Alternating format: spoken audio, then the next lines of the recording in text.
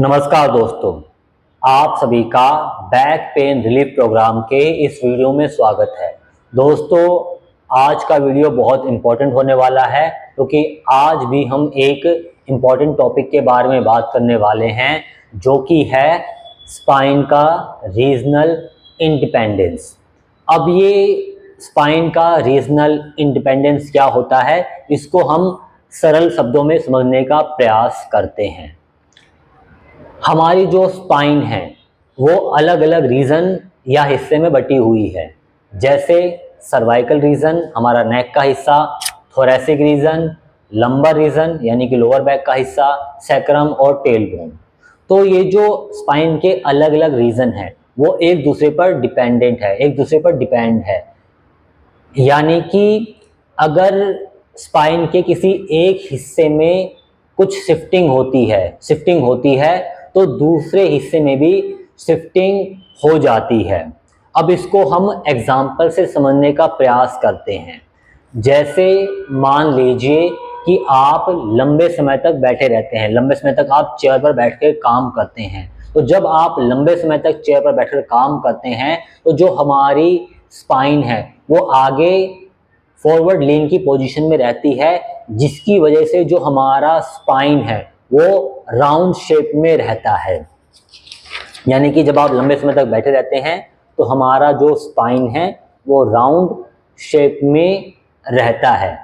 और जब हम लंबे समय तक इसी पोजीशन में रहते हैं, इसी पोस्चर में रहते हैं, तो जो हमारा थोरैसिक है वो टाइट होना शुरू हो जाता है। और जब हमारा थोरैसिक टाइट हो जाता है तो ये जो टाइट थोरैसिक है वो ये फोर्स करता है कि जो हमारी स्पाइन है वो इसी पोजीशन में रहे। ठीक है, हमारी स्पाइन जो है इसी पोजीशन में बनी रहे, ये टाइट थोरैसिक फोर्स करता है। जिसकी वजह से होता क्या है कि जो हमारी नेक है वो आगे की तरफ जो है लीन हो जाती है। ठीक है, हमारा हेड आगे की तरफ लीन होता है, हमारा शोल्डर थोड़ा आगे की तरफ झुक जाता है, हमारा नेक आगे की तरफ झुक जाता है। जिसकी वजह से जिस तरह से हमारे लोअर बैक पर जब अनइवन स्ट्रेस पड़ता है तो बैक पेन होता है, उसी प्रकार से जब हमारे सर्वाइकल के डिस्क पर अनइवन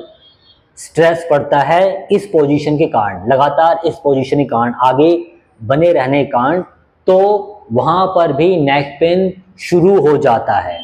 इवन हमारे शोल्डर में भी इशू हो जाता है। ऐसा देखा गया है कि शोल्डर में भी प्रॉब्लम शुरू हो जाती है।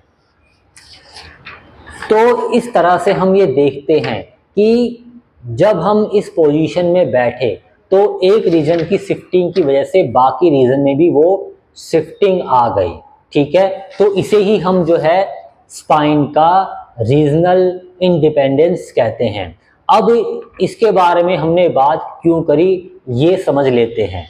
जैसे जब अगर किसी व्यक्ति को नेक पेन रहता है और वो व्यक्ति जो है, वो प्रैक्टिशनर जो है लगातार नेक पेन से रिलेटेड ट्रीटमेंट ले रहा है, नेक पेन से रिलेटेड चीज़ें कर रहा है, तो अगर उसको नेक पेन में रिलीफ नहीं मिल रहा है वो चीज़ें करने के बाद भी, तो उस प्रैक्टिशनर को भी ये जो बैक पेन रिलीफ प्रोग्राम है उस व्यक्ति को इस प्रोग्राम को भी अप्लाई करना है, अपनाना है, ताकि उसका नेक पेन बना रहे, ताकि उसका पोस्चर ठीक रहे, ताकि उसके शोल्डर में जो इशू है वो रिलीज हो जाए।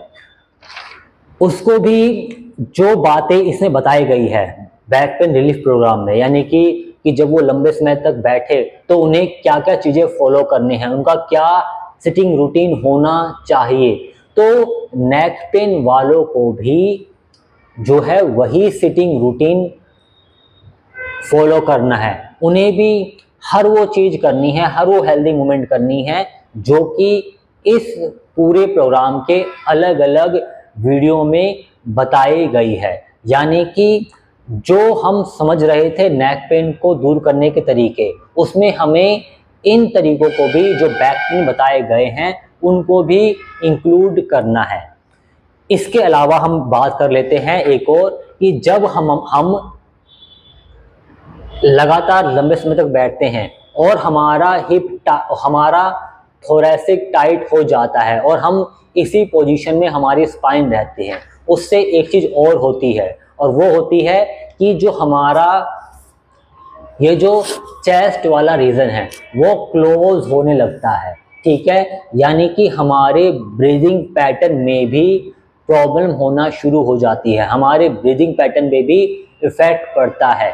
यानी कि हमारे लंग्स को जितनी कैपेसिटी में काम करना चाहिए, जो उसकी कैपेसिटी होती है लंग्स की, हमारा लंग्स उतनी कैपेसिटी में काम नहीं कर पाता है, क्योंकि हमारा ये जो थोरैसिक रीजन है, ये जो सामने का चेस्ट वाला रीजन है, ये क्लोज हो जाता है, ठीक है। हमारा ये लंग्स क्लोज रहते हैं। उसके अलावा हमारा डायफ्राम टाइट हो जाता है, हमारी डायफ्राम मसल्स टाइट हो जाते हैं, जिससे हम एब्डोमिनल ब्रीदिंग नहीं कर पाते हैं। और जब हम एब्डोमिनल ब्रीदिंग नहीं करते हैं तो हमारा जो लंग्स का लोअर लोब है वो यूज नहीं हो पाता है, जिससे हमारे लंग्स के जो लोअर लोब में एयर है या कार्बन डाइऑक्साइड है वो वहाँ पर रिमेन रहती है, ठीक है। यानी कि हम जो है हमारी ब्रीदिंग पैटर्न चेंज हो जाता है या हमारी ब्रीदिंग उस तरह से नहीं होती है जिस तरह से होनी चाहिए, यानी कि हम पूरी तरह से जो है प्रॉपर ब्रीदिंग नहीं कर पाते हैं, ठीक है। हमें ऑक्सीजन जो है प्रॉपर नहीं मिल पाता है।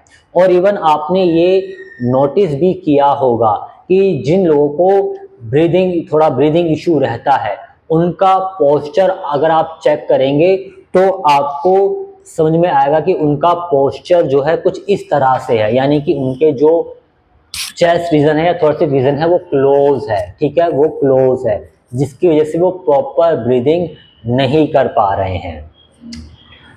जो हमारा डायफ्राम है जब वो टाइट होता है तो टाइट होने की वजह से एब्डोमिनल ब्रीदिंग नहीं हो पाती है, ये हमने बात करी। तो जब हमारी एब्डोमिनल ब्रीदिंग नहीं हो पाती है तो जो हमारी एब्डोमिनल मसल्स है वो भी एक्टिवेट नहीं रहती है, यानी कि धीरे धीरे वो मसल्स भी वीक होना शुरू हो जाती है। तो इस तरह से हम ये देखते हैं कि ये जो हमारी एब्डोमिनल मसल्स है अगर वो एक्टिवेट नहीं है तो हमारी एब्डोमिनल मसल्स हमारे लोअर बैक को, हमारी स्पाइन को स्टेबिलिटी नहीं दे पाती है। तो हम ये समझ सकते हैं कि ये जो हमारा स्पाइन का रीजनल इंडिपेंडेंस का कॉन्सेप्ट है, जो चीज़ें आज हमने सीखी वो कितना इम्पॉर्टेंट है। तो ये चीज़ें आपको ध्यान रखनी है। तो आई होप आपको ये वीडियो पसंद आया होगा। मिलते हैं अगले वीडियो में। आप सभी का इस वीडियो के अंत तक बने रहने के लिए धन्यवाद।